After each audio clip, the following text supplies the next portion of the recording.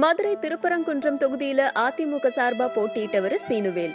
இவருக்கு தேர்தல் நாள் அன்னைக்கு திடீர்னு உடல் நலம் பாதிக்கப்பட்டதை தொடர்ந்து மதுரையில உள்ள ஒரு தனியார் மருத்துவமனையில அனுமதிக்கப்பட்டு சிகிச்சை பெற்றுட்டு வந்தார். தேர்தல் முடிவுகள் வெளியாச்சு. அதுல சீனுவேலு தன்னை எதிர்த்து போட்டியிட்டவங்களை விட 22,000 வாக்குகள் அதிகம் பெற்று வெற்றி பெற்றாரு. மருத்துவமனையில இருந்ததால தான் வெற்றி பெற்றது கூட தெரியாத நிலையில சீனுவேலு இருந்தார். இந்த நிலையில கடந்த 25ஆம் தேதி காலை சிகிச்சை பலனின்றி உயிரிழந்தார். அது தொடர்ந்து சீனுவேலுவோடைய உடல் அவருடைய வீட்டுக்கு கொண்டு செல்லப்பட்டது.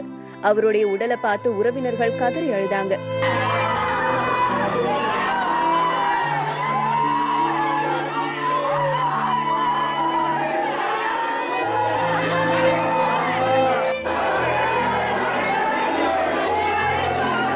அமைச்சர்கள் செல்லூர் ராஜு, ஆர்.பி. உதயகுமார், கே.டி. ராஜேந்திர பாலாஜி, ராஜன் செல்லப்பா இவங்கெல்லாம் அஞ்சலி செலுத்தினாங்க. மேலும் முதலமைச்சர் இரங்கல் கடிதத்தை அவங்களோட குடும்பத்துக்கிட்ட வழங்கினாங்க.